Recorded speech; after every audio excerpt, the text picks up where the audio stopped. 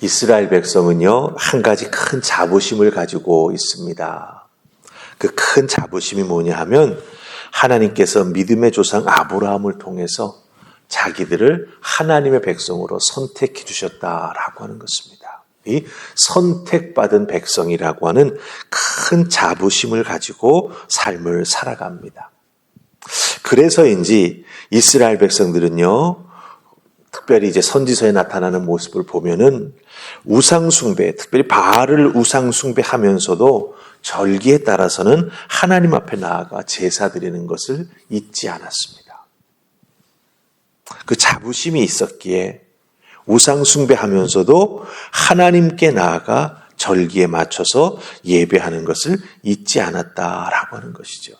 그러면서 스스로 무슨 생각을 했냐 하면은 우리는 하나님의 백성, 선택받은 백성답게 잘 살고 잘 하고 있다고 믿었습니다.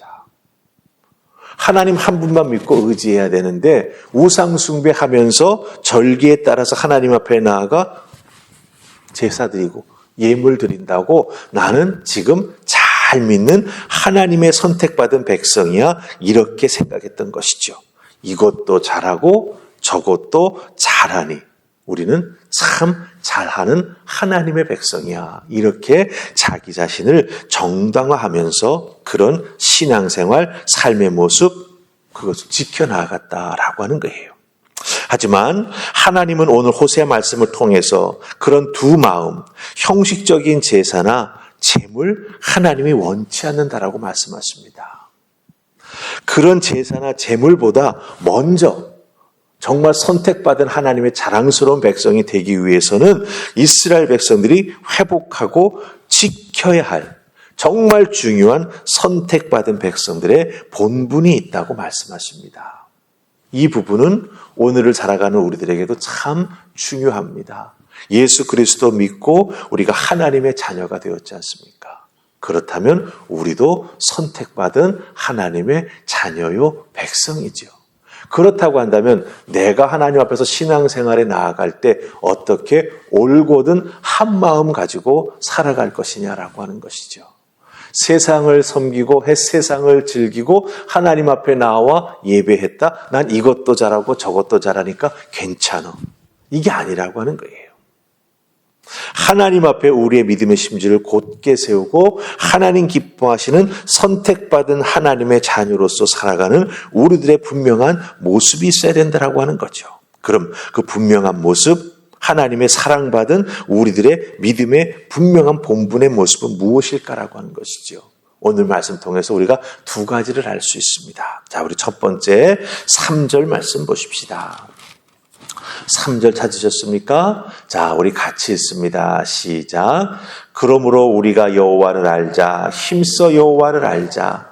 그의 나타나심은 새벽빛같이 어김없나니 비와 같이 땅을 적시시는 늦은 비와 같이 우리에게 임하시리라 하니라. 아멘.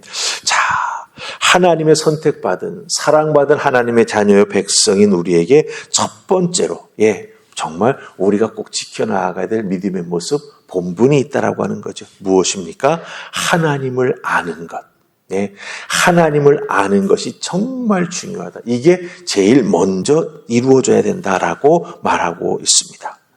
하나님께 알기 위해서는 특별히 호세아가 지금 예언하고 있는 이 북이스라엘의 상황 속에서 보면 무엇입니까? 우상 숭배를 끝내고 하나님께 돌아가는 것이에요. 정말 이스라엘 백성들이 하나님을 제대로 알기 위해서는 가장 중요한 것, 먼저 해야 될 것은 하나님께로 돌아가는 것입니다. 특별히 돌아간다라고 하는 것은 여러분들 방향을 바꾸는 것이지 않습니까? 근데 하나님께 돌아간다라고 하는 건 행하고 있던 우상 숭배를 끝내고 하나님께 돌아가는 거예요. 그렇다면 180도 돌아가는 것이죠. 우상 숭배 그것을 그만두고 하나님을 진심으로 예배하는 그 자리로 돌아가는 것을 의미합니다. 이 돌아가는 것이 하나님을 바르게 알게 되는 가장 중요한 첫 발자국이 된다라고 하는 거예요. 왜냐하면 여러분들 여호와 하나님을 아는 것은 관계에서부터 출발하기 때문입니다. 여호와를 아는 지식, 이게 중요하다고 지금 말씀드렸죠. 제가 주일날 설교에도 말씀드렸습니다. 여호와를 아는 지식의 가장 중요한 관건은 내 머리가 좋냐 아니냐가 아니죠. 관계라고 말씀드렸습니다. 관계는 경험을 통해서 쌓아집니다. 내가 하나님을 어떻게 은혜 받고 하나님의 크신 사랑을 덧입었는지 여러분 한번 여러분의 신앙생활의 삶을 돌이켜 보시기 바랍니다. 예. 그 하나님의 은혜, 하나님으로부터 받은 바 사랑, 그 축복이 여러분의 삶의 시간마다 한 켜 한 켜 쌓여 있습니다. 코로나가 그렇게 심했던 지난 몇 년간 여러분들은 어떻게 건강을 지키시고 삶을 지키시고 신앙을 지키시고 여기까지 올 수 있었습니까? 하나님 베풀어 주신 놀라운 사랑의 은혜였지 않습니까? 그때 여러분들은 온라인으로도 하나님의 은혜를 구하면서 얼마나 매달려서 간절히 울부짖었습니까? 그 경험, 그 관계, 그렇죠? 그 사랑, 그것이 한 켜 한 켜 쌓여가지고 내가 만났던 하나님은 이런 분이구나. 내가 이런 하나님을 알고 있구나. 이런 하나님을 내가 믿고 신앙생활에 나아가고 있구나. 이렇게 체험적으로 하나님을 깊이 알게 되면서 거기에 우리의 믿음의 뿌리가 깊이 내려지게 된다고 하는 거예요. 근데 여러분들 여기에서 정말 중요한 것이 있습니다. 하나님을 알아간다라고 할 때, 특별히 관계를 통해서 알아간다라고 할 때 우리가 놓치지 말아야 될 것이 있습니다. 여러분들 누가복음 5장에 보면은 마태나 마가복음과 다르게 예수님께서 제자들을 부르실 때 특별히 베드로를 부르시는 장면이 잘 설명돼 나옵니다. 베드로가 아직 예수님의 제자 되기 직전입니다. 베드로가 밤새 고기를 잡기 위해서 그물을 던졌지만 제대로 잡지를 못했습니다. 실망한 마음으로 이렇게 돌아왔는데 예수님께서 베드로의 그 모습을 보시고 깊은 곳에다가 그물을 던지라고 하죠. 베드로가 어부로서 잔뼈가 굵은 사람인데 참 이상한 말 하는 사람이 있다. 하지만 성경 보세요. 베드로가 거기에 순종해서 깊은 곳에 가서 그물을 던집니다. 그때 그물이 찢어질 정도로 고기가 많이 잡힙니다. 베드로가 예수님 앞에 와서 뭐라고 말하는지 아십니까? 저는 죄인입니다. 나를 떠나주십시오. 이렇게 말합니다. 그때 예수님께서 베드로를 제자로 부르시거든요. 여기서 잘 보십시다. 그물이 찢어질 정도로 고기를 많이 잡았습니다. 자기의 어부의 경험과는 상반되는 결과가 나온 것입니다. 그때 그 경험으로 말미암아 베드로는 자기 자신이 죄인임을 알게 되고 자기의 부족함을 예수님 앞에 고백하면서 그럼에도 불구하고 예수님이 자기를 불러주실 때 예수님의 제자로서의 삶을 살아가기 시작하면서 주님을 따라 나아갔습니다. 중요한 것, 하나님을 아는 것이 참 중요한데 믿음의 관계를 차곡차곡 쌓아 나아가는 것이 참 중요한데 그 과정 속에서 우리는 무엇을 놓치면 안 되느냐? 순종하는 자가, 우리 주님의 말씀에 순종하는 자가, 우리 주님의 가르침에 순종하는 자가, 은혜 주시면서 내 마음속에 확신을 주시는 그 주님의 마음에 내가 순종하는 자가 더욱더 하나님을 깊이 알고 주님을 깊이 알게 되면서 주님을 따라 나아가는, 하나님을 따라 나아가는 믿음의 사람이 된다라고 하는 거예요. 거룩한 성품을 이 순종을 통해서 배워나가고 자기 것으로 만들어 나가면서 믿음의 삶을 살아간다라고 하는 것입니다. 여러분들도 하나님 많이 알고 싶으시죠? 그럼 중요한 출발점은 무엇입니까? 여러분과 하나님과의 믿음의 관계이죠. 이미 출발했습니다. 그럼 한 켜 한 켜 내 인생에 쌓여있는 하나님과 나와의 관계의 경험, 앞으로 쌓아나가게 될 또 나의 관계와 그 깊이, 그것을 잘 생각하시면서 내가 하나님 앞에 이런 은혜를 덧입었구나. 내가 하나님의 이런 부분을 알고 있구나.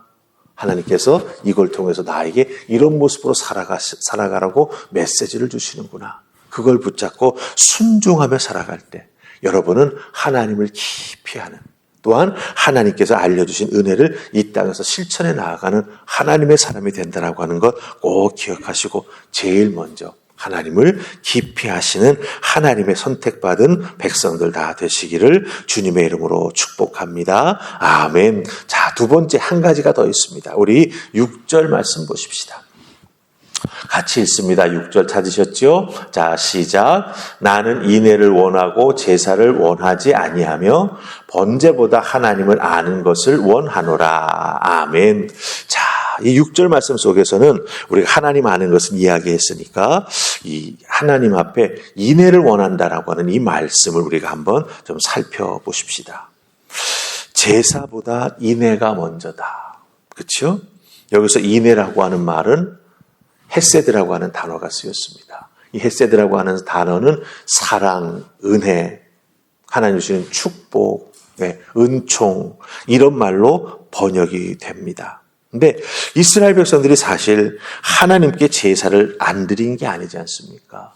예. 두 마음으로 드리긴 했지만 일단 제사를 드렸다라고 하는 거예요. 그런데 예수님께서는 그런 모습, 그들이 드리는 제사를 이렇게 보시면서 뭐라고 말씀하십니까? 나는 이런 제사를 원하지 아니한다라고 말씀하십니다. 그러면서 무엇을? 인애를 원한다라고 말씀하십니다. 이 인애라고 하는 단어는 사랑이라고 하는 단어로 번역될 수 있다고 했죠. 은혜라고 하는 말로 번역될 수 있다고 했습니다.